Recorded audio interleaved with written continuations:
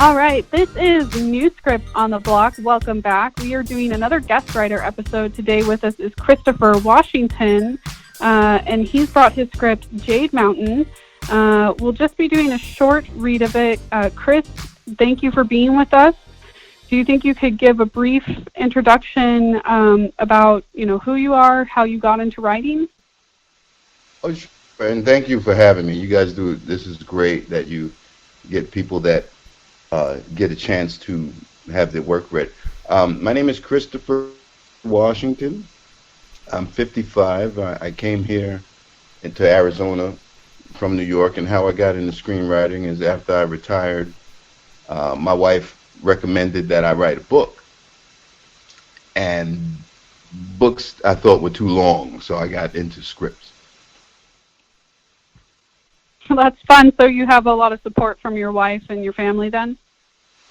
Oh yeah, my wife does most of my research. Oh, well, that's awesome that you guys... Oh, go ahead. Yeah, she's really good about that, and it's funny because a lot of the time she'll investigate something and then wind up telling me, hey, guess what? That really happened. There's really a history of this having happened. And then I just dig into that, and it even becomes more fun that way. Is that the case with the piece we're about to read today? Jade Mountain. That was written... I love to watch the Shaw Brothers movies. You remember the like Master Killer and the 36 Chamber, Shaolin, and those movies. We used to watch those growing up as a kid. So I was watching a show I love, Fresh Off the Boat, about the Asian family that tries to make it in America with the restaurant and everything. Good show. And I wound up hearing Constance Wu say that there weren't a lot of Asians represented in television. So I decided to write that one with a bunch of Asians in it, and people liked it. Well, I'm looking forward to hopping into it. Do you mind if, just to give the audience some background, you very generously wrote a small, summary, log line on the first page of the script. Do you mind reading that back to us? I've got it right in front of me if you want me to do it. Yeah, okay. Okay, so forgive me if I say anything wrong. Feel free to correct me, but I'm going to give it a shot. Okay. Master Zhao, a retired soldier, tries to live his life in peace with his family under pressure to sell his business. The Zhao family begins their journey with fireworks in 1800s Hunan province, China, traveling to America to become the strongest opium cartel in southwest Deming, New Mexico. Yes, and I just located it here. Yes, the Zhao family, Master Zhao. And Master Zhao was in the army in China, and he specialized in explosives, and that's kind of the setup for him getting his family into the fireworks business. Awesome. It's an interesting concept, and I'm really looking forward to hopping into it with everyone. Exterior village, Hunan province, February, evening of Chinese New Year. The whole village celebrates the New Year. A child steals a piece of fruit and is chased away by the shop owner. 3 Shaolin monks, Shi Guozhu, Shi Yansong, and Shi Yandao, perform a kung fu demonstration, and the Zhao family are preparing another fireworks display. Workers of fellow fireworks merchant Mr. Chan, age 55, are watching their display. Monks put on a brilliant performance, and the crowd cheers. Mr. Chan's worker, Crooked Wong, limps up to fellow worker Shuai, who is watching with fireworks display in amazement. Hey, you better not let the boss hear you cheering for them like that. He'll slap you with one of those rock-hard, rotten hands of his. I'm not going to do that because I would absolutely fail. But it was a good display. I don't see any... You lazy bastards had better get back to work. That's beautiful. If Cannonball Chan sees you... Why do they call him that? Sorry. He's a really good fireworks maker. This powder... Mr. Chen walks into the light. He looks intimidating as people move out of his way as he approaches. He has a look of death in his eyes. always. He's called Cannonball Feast Chan because once a man shorted him money on a sale of powder. The little boy that stole the piece of fruit throws a rock at the store owner, who chases him. The rock bounces off a wall at high speed toward Chan. Just before the rock hits him in the head, Chan snatches it out of thin air, stares at it, and then gazes over at the boy, who is shocked at what he just saw with the rock. Chan smiles, tosses the rock down, and walks away. Interior, Zhao home evening. Lady Zhao, 50s, is putting a beautiful outfit on for the Chinese New Year celebration. Her daughter Chen, 17, is already dressed in a beautiful outfit, and she comes out of her room to meet her mother. Mother, you look beautiful. You will be the envy of the whole town, the whole province. I hope not. You know how jealous your father is. I don't need him beating anyone up before we have a chance to start the new fireworks business in Vietnam. I just hope the Treaty of Hue does not stop us from building there. With all the fighting there, I don't know if it's safe. We should go someplace else, like America. No more talk of the West. The French are already here, and the United States is not far behind them. There are already thousands of Chinese in America. But Vietnam is China. It doesn't matter where you start a business. If you can sell something, you can sell it anywhere. We have plenty of money. I mean, how much jade can you feed the dragon before you reach your limit? And what is wrong with the French? We will not run out if we live on the Jade Mountain. I want us to never run out. Vietnam is a short trip by junk. The West is so far away. And what is wrong with the French? Nothing, if you're in France. We do not need them here. Well, Pierre thinks that I'm the most beautiful. You are nothing more than a whore to him. Do not speak of his name again in this house. Chen turns away saddened. You are still beautiful, daughter. Chen leaves the room and walks past gold pieces and small piles in a wooden box. Lady Zhao looks at the gold, then out the window. Yes, the Jade Mountain. Exterior Zhao firework area evening. Zhao, 55, and his son, Biu, are preparing another fireworks display when they are approached by Xue. That was the most beautiful display, Master Zhao. Thank you, young man. We are preparing another, a special one. I will dedicate it to you for your generous compliment. What name shall I use to dedicate it? I am Xue. I work for Cannonball Chan. I'm giving you an offer of 20,000 for your business on his behalf. I have no need to sell it. I am doing well here. Biu stops what he's doing and walks closer to his father, casually putting his hand on a length of pole. Juan also comes closer, his hand tapping a short butterfly sword. I disagree. One cannot disagree with that which is obviously true. I am doing well. But you have need to sell it. I have no need for that. Mr. Chan needs it. I am not Mr. Chan. Xue walks up closer and puts his leg up on a bench. No, you are not. So I advise you to make a wise decision. With you so off balance, I would not be a person so arrogant to assume he can tell another the path of a good decision. Such a person would only end up on his back. What? Zhao strikes both Shuai's knees, and he ends up on his back before Zhao hits him in the chest with a palm strike. Biu grabs the pole and blocks the butterfly's sword as Wang descends on his father with a strike from behind. The crowd gathers as the fight builds, with the Zhaos winning until the monks arrive and jump into the fray, stopping the fight. The crowd boos as Chan arrives, blocking an errant strike thrown by one of the monks. The crowd Chan shows his skill by blocking every strike the monk throws, and they stare at each other down. Chan addresses Zhao. I apologize for the rudeness of my workers. It was only supposed to be a peaceful offer, in the interest of prosperity. Again, I apologize, Master. Apology accepted, Master. Perhaps we will meet again, under more pleasant circumstances. We shall. I'm sure of it. Have a good evening. Now I will enjoy your display. Chan walks off, followed by his men. Thank you. It seems that the old ways of justice are not lost. The honor was ours, Master. Perhaps we will meet again as well. Hopefully when I call for justice, you will come again. The monks go on their way, and the fireworks go off in a brilliant series of flashes. Exterior home, evening.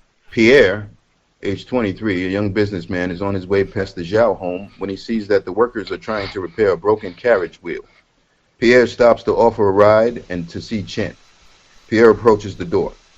Good evening. I notice that your carriage needs fixing.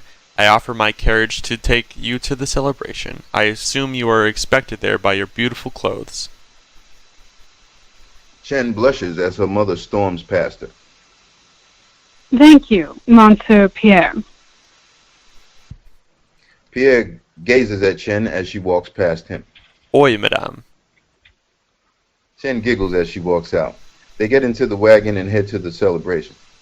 Exterior celebration night.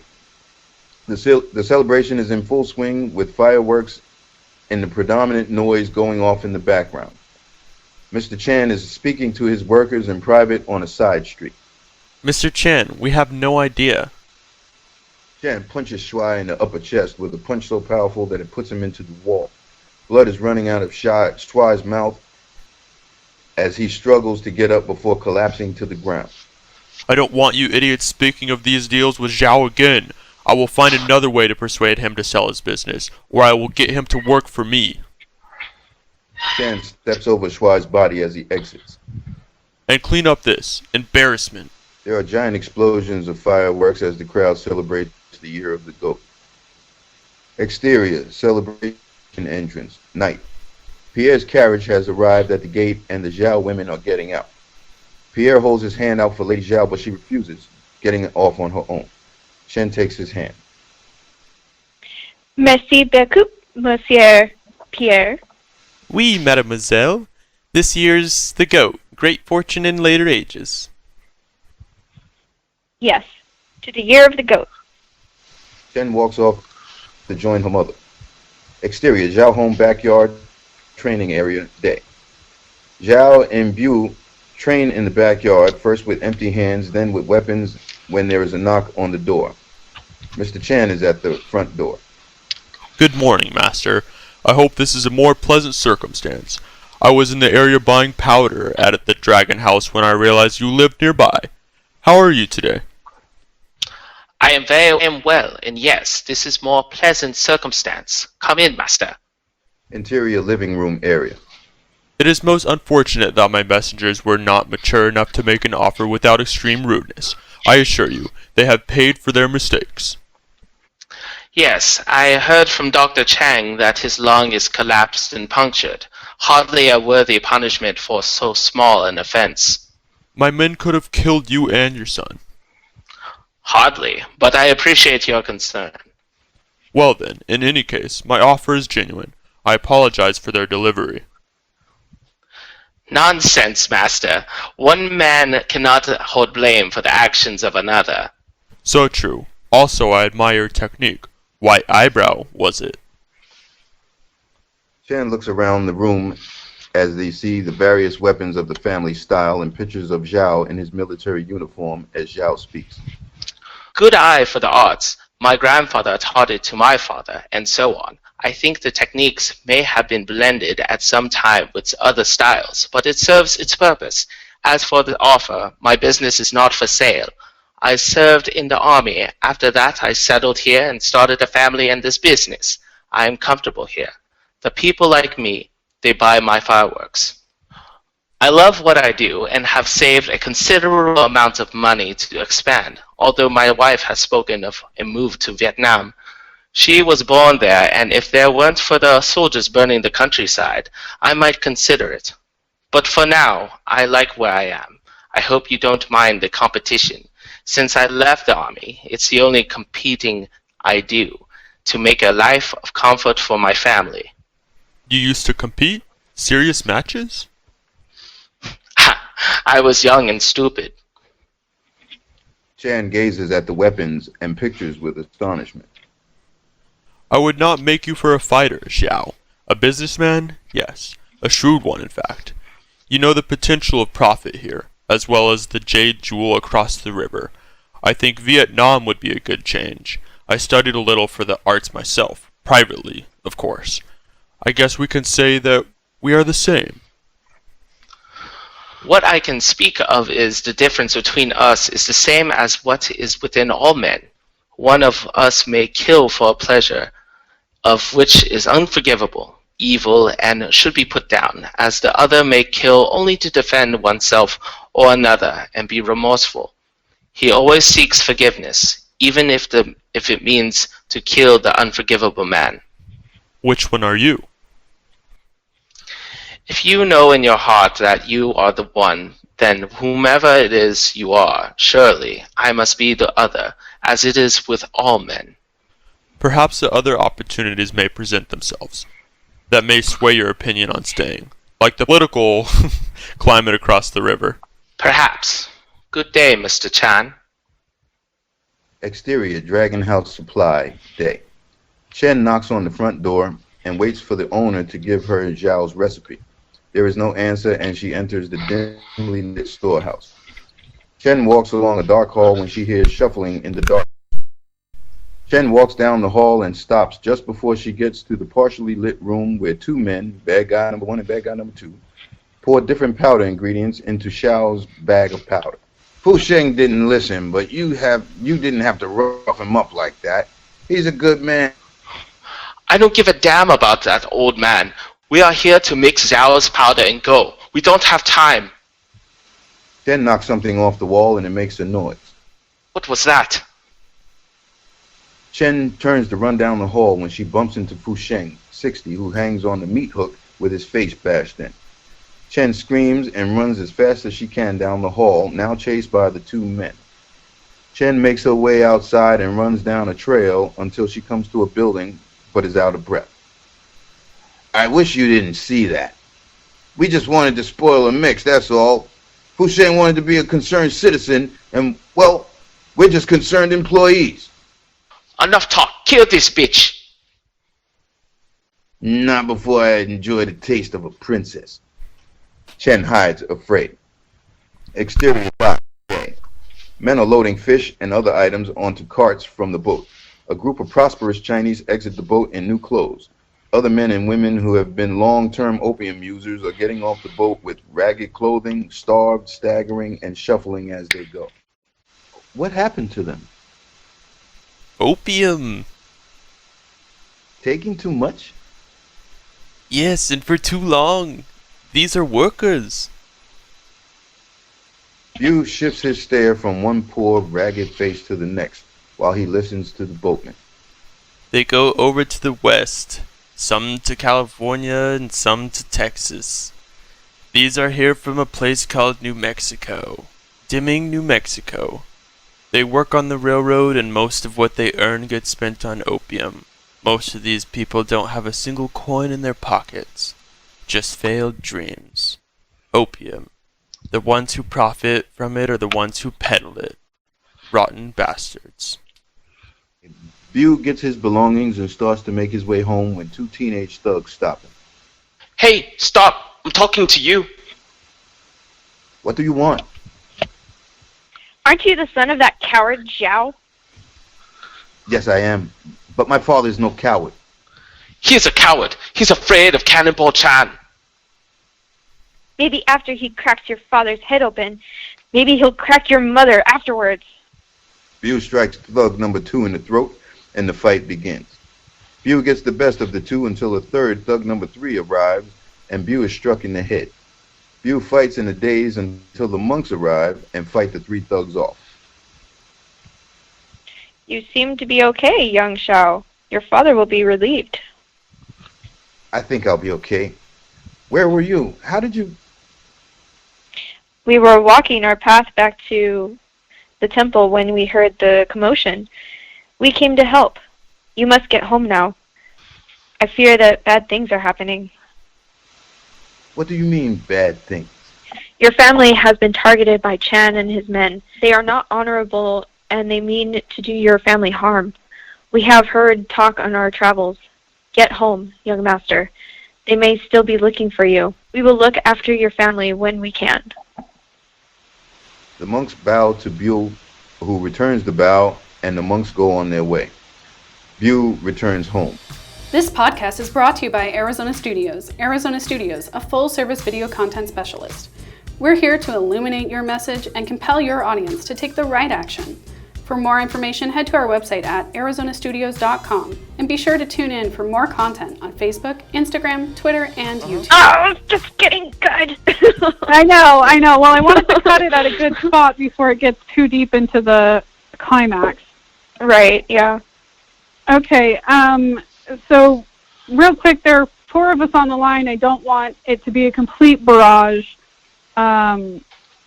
I can't speak a lot to this genre. I know, Nero, you seemed kind of hype on some of the stuff at the beginning.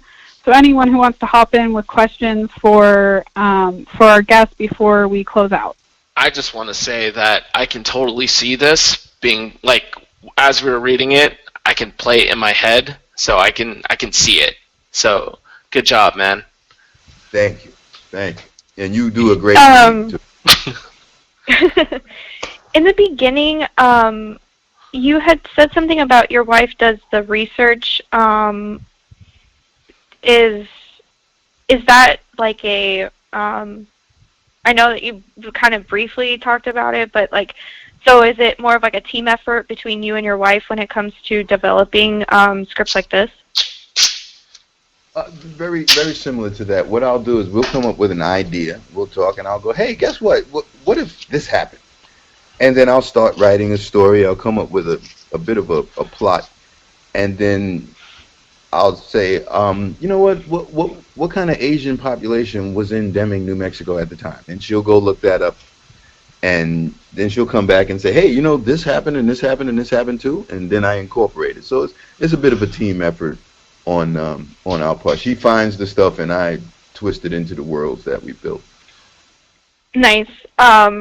When I read the small little like log line on the cover page, I got kind of excited because I grew up in a place very close to Deming, New Mexico. I'm from El Paso, Texas, and Deming, New Mexico is like really close to there. So it's like, oh my gosh, I can visually see where this is being like taking place.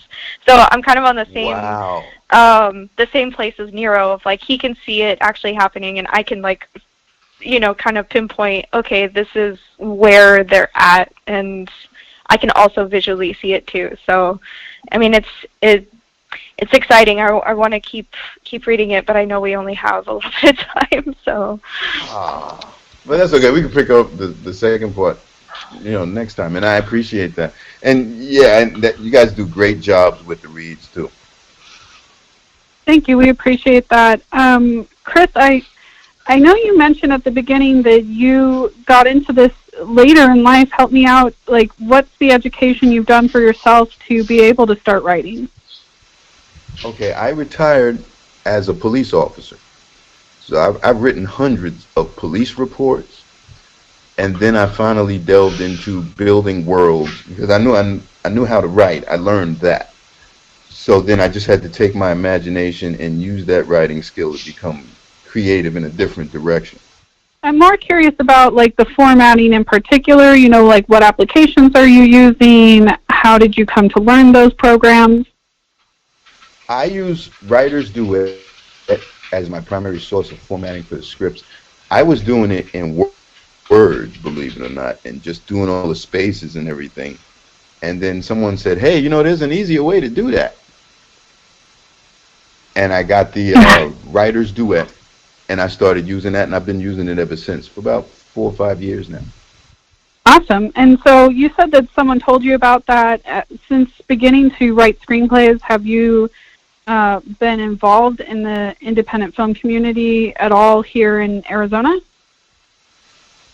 Yes, what I've done 2 collaborations so far. One with Vikram Aulick called The Radical, and one with Phil Hollins called Chusei, which is in the Honor Film Fest that got official selection, and now it's in the Asian Film Festival in Los Angeles. That's so awesome. Oh, sorry, I didn't mean to cut you off. No. And Jade Mountain is also in the Asian Film Festival now. The script or the actual film? The script. Awesome. Awesome. Congrats. Yeah, congratulations.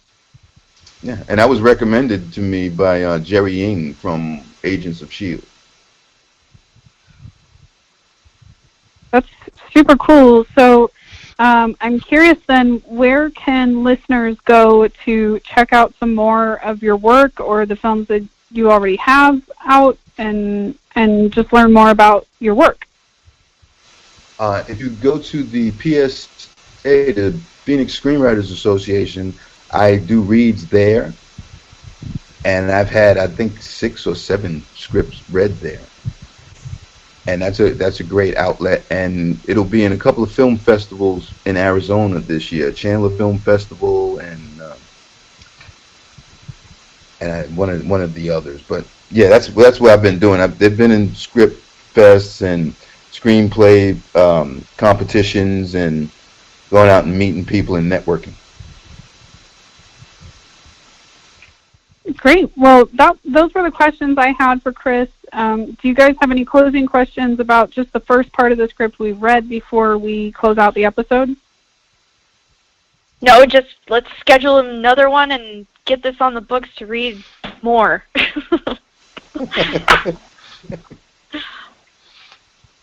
I just feel kindred spirit, man. That's all I got. My karate I got my hands. I'm bowing. my karate instructor was African American police officer, so from Georgia. So, and then just culturally, like, I can see it. I can just see it. That's it. Good job, man.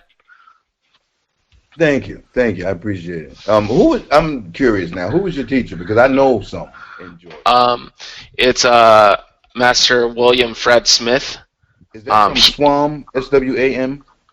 I don't believe so. Macon County Karate Academy, Taekwondo Academy. Okay. Yeah. We're talking about rural Georgia, so it's pretty small, but yeah.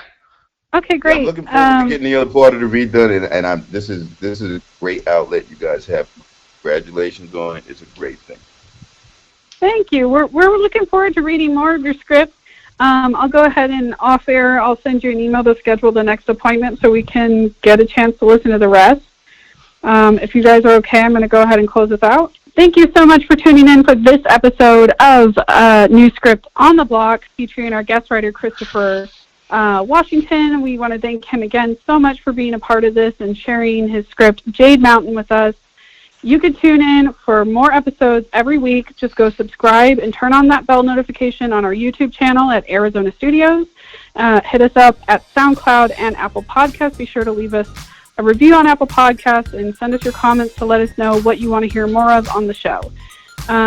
Please tune in. We'll make sure that we read the rest of the script in a future episode, so make sure you check back in with us to hear the rest of Jade Mountain.